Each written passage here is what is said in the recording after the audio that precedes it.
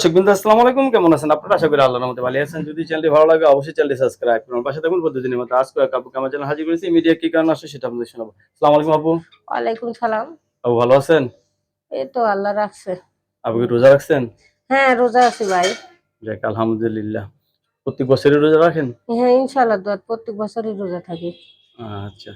সিয়ারের সময় কি দাওয়াত খেয়েছেন আজকে? সেহারির সামনে ভাই কি দের ভাত খামু? ভাত খাইছে, ডাল রামছি আর হলে শাক ভাজিছি। কে স্বামী নাই আপনার? না ভাই, আমার স্বামী নাই। কতদিন ধরে স্বামী ছাড়া আছেন? প্রায় 1 বছর 1.5 বছর হলে আমার একটা মেয়ে আছে। হ্যাঁ। 3 বছরের এই মেয়েটা থুয়ে আর বাপে আরেকটা বিয়ে করছে, পরে মারধর করে নিজেই ছাড়ি দিছে। নিজেই ছেড়ে দিয়েছেন? হ্যাঁ। এখন কষ্টে আছেন আরো? হ্যাঁ ভাই, অনেক কষ্টে আছে আমার এই মেয়েটা নিয়ে। মেয়েটা কি মাদ্রাসা পড়ে নাকি লেখাপড়া করেন? ছোট 3 বছর 4 বছর চলতেছে, পড়াই নাই এখনো। দিয়েছি, যায় আসে, বেশি তো বড় হয়নি, ছোট বাচ্চা তো।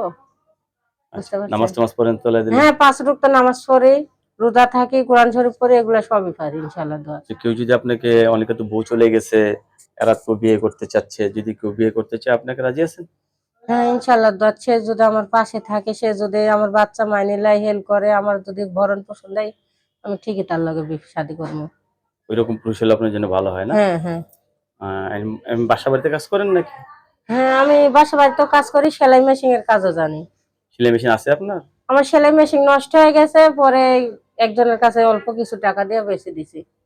অল্প আর কিছু কিনতে টাকা পারি দিয়ে না। বেশি দিচ্ছেন? হ্যাঁ। তো এখন যদি কেউ যদি ভালোবেসে একটা সেলাই মেশিন কিনে দিতে উপকার হয় না? দিলে তো আলহামদুলিল্লাহ। হ্যাঁ, রোজা রমজানের দিন কেউ যদি একটা দান করে, তা আমি কর্ম করে খাইতে পারবো বাচ্চারা নিয়ে।